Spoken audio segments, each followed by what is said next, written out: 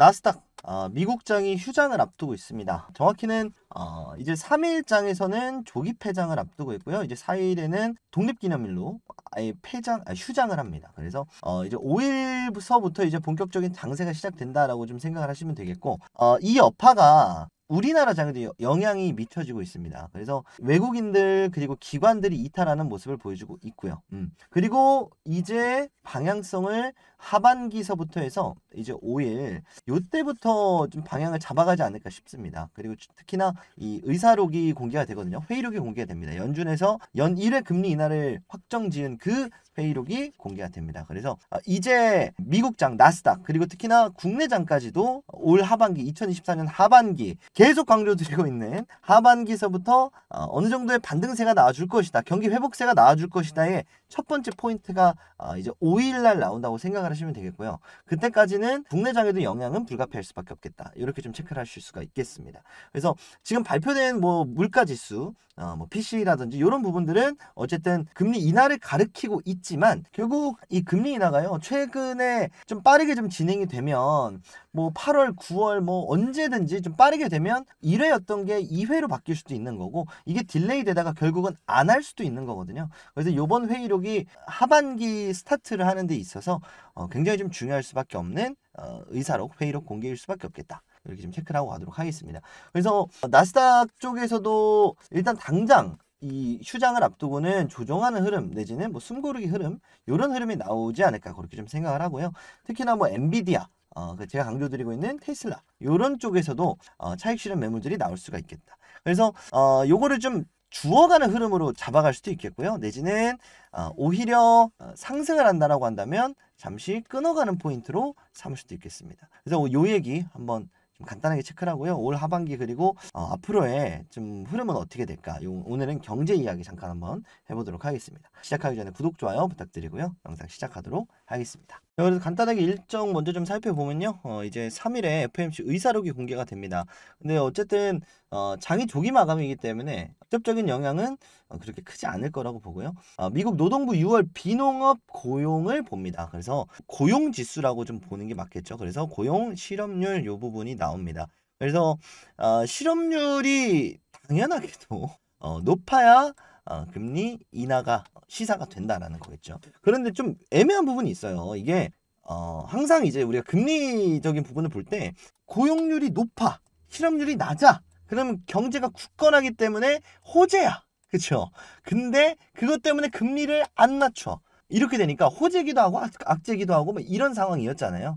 그런데 결국은요. 어쨌든 간에 지금처럼 금리를 낮춰야 되는 시점에서의 실업률과 고용률은 당연히 안 좋게 나와야 좋게 받아들일 수가 있겠죠. 근데 요거 좀 먼저 체크를 하셨으면 좋겠고 3일에 고용률, 실업률이 사실 좋지 않게 나오는 게 어쨌든 금리 인하적인 측면에서는 긍정적인 시너지를 볼 수가 있겠다. 다만 미국의 경제가 흔들린다라는 부분에서는 그렇게 좋은 의미는 아니에요. 그래서 금리 인하적인 측면에서는 우리가 좋게 볼 수가 있겠다.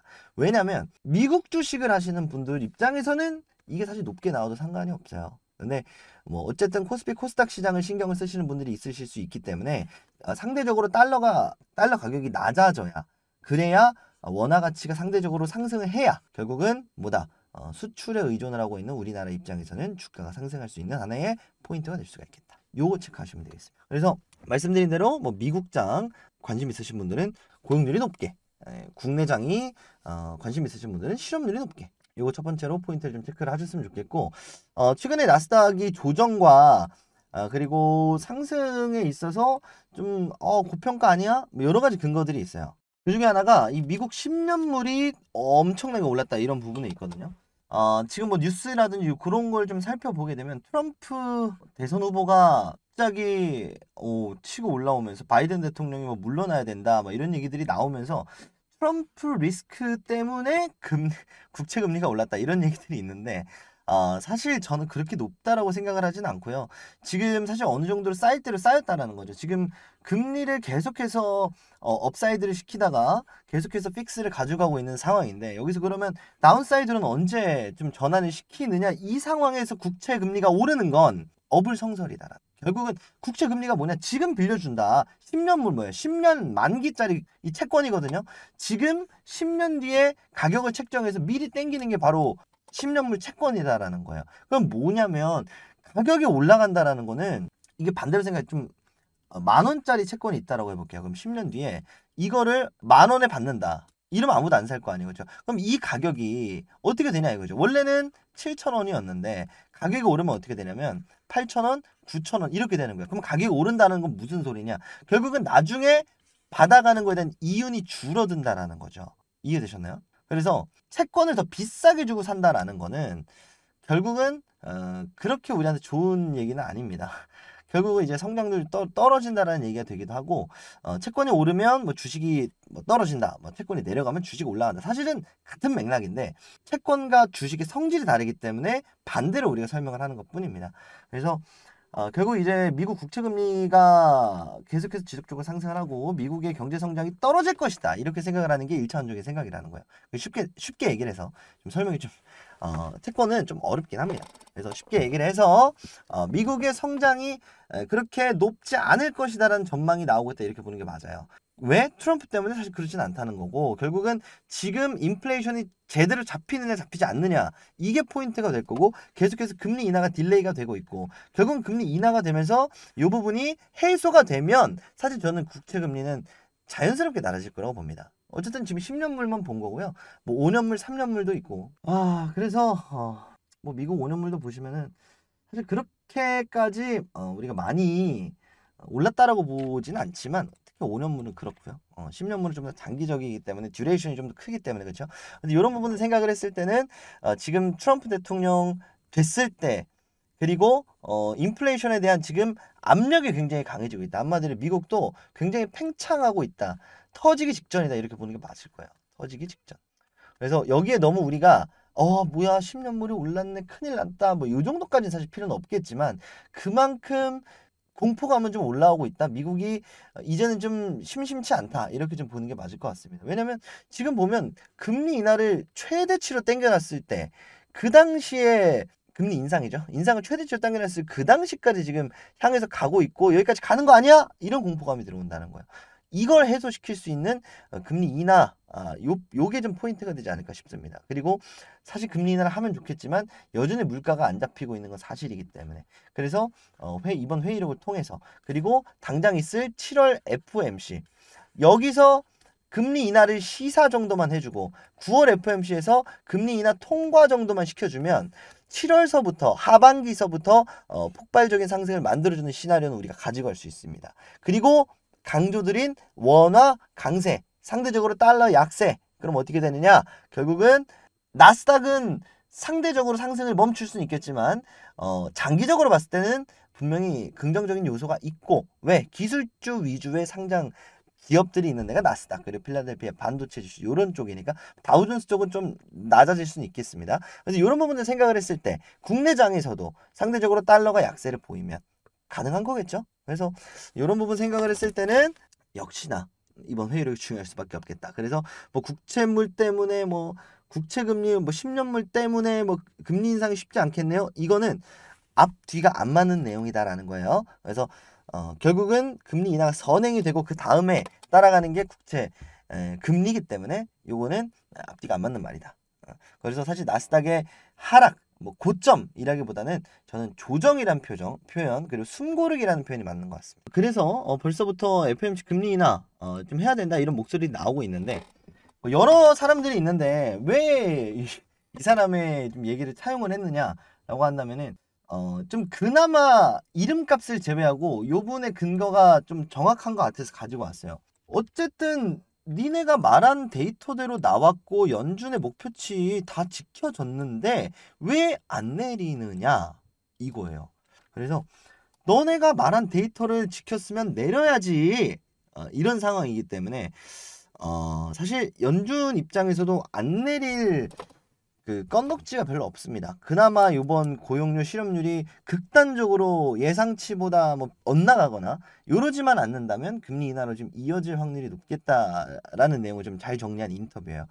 그래서 이번 금리 인하가 9월 정도라고 생각을 했을 때 금리 인하가 바로 또 시행된다 그래서 뭐 주가 미친 듯이 상승하고 이러지 않거든요. 자, 보자는 거예요. 금리 인하가 되면 결국은 요렇게 꺾이는 거잖아요. 그 전 수치까지 어느 정도는 내려가야 되는 시간이 필요한 거고, 금리 인하가 되면 결국 뭐 기업들이 파산하는 시간을 조금 더 벌어준다, 이런 의미가 될 거고, 금리 인하가 되게 됐을 때 여기서 지금 그 전에는 이 정도 금리였는데 지금 금리라 해서 그럼 회사들이 갑자기 돈을 빌리기 시작할까요? 그렇지는 않을 거예요. 조금만 더 버티면 2회, 3회, 4회 금리 인하가 기다리고 있는데 여기서 대출을 하는 게 낫지 여기서 대출을 할 이유는 전혀 없죠. 그래서 단기적으로는 반등이 이렇게 나오겠지만 다시 한번 요 구간에서도 조정세가 나올 수 있습니다. 대신에 7월에 금리 인하에 대한 첫 시사 정도만 해줘도 7월부터 9월까지는 요 사이에서는 상승장을 우리가 기대해 볼 수가 있겠다. 저도 그걸 기대를 하고 있고요. 특히나 2차 전지, 지금까지 소외됐었던 시장 계층, 결국은 좀 미래지향적인, 뭐 AI는 사실 지금 현대에서도 많이 사용을 하고 있기 때문에 뭐 2차 전지, 비교적 사치품인 것들, 이쪽 계열의 상승을 우리가 예상을 해볼 수가 있겠다. 속칭 말하는 리오프닝 관련주. 뭐 오늘 화장품주가 많이 빠졌는데 뭐 화장품이라든지 뭐 노보노디스크, 일라일리 쪽에 비만 치료제라든지 이런 부분들이 지금 중국 쪽 시장도 확대가 되면서 다시 한번 금리 인하의 수혜를 받으면서 시장 확장, 캐파 확장 이런 부분을 기대할 수가 있습니다.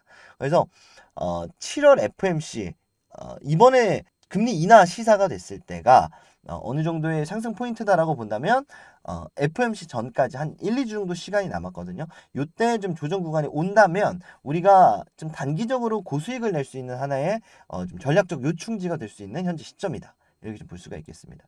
그래서 굉장히 좀 중요한 시점을 지나가고 있고요. 앞으로의 하반기 그리고 앞으로의 주식 시장 점령에 있어서 이제는 정말 오랜 기간 동안 금리 인상, 요 당시에 금리 인상 수혜주를 담아놨던 사람들은 수익 엄청나게 많이 봤잖아요. 반대로 이제는 내려간다라고 했을 때 금리 인하의 수혜주를 받아갈 수 있는, 이점을 받아갈 수 있는 그런 식이 있다는 거죠. 그러니까 항상 우리가 주식을 할 때는요, 뭐 상승장도 있고 뭐 하락장도 있겠죠. 그런데 상승장 때 사서 하락장 때 버티다가 아무것도 안 하면 결국 제자리고 시간만 날린 거죠. 이러면 은행은 이거 적금을 넣지 뭐하러 넣습니까? 반대로 상승장 때 고점 판독을 못해서 상승폭을 반납하면 결국 얘도 말짱 도루묵이죠.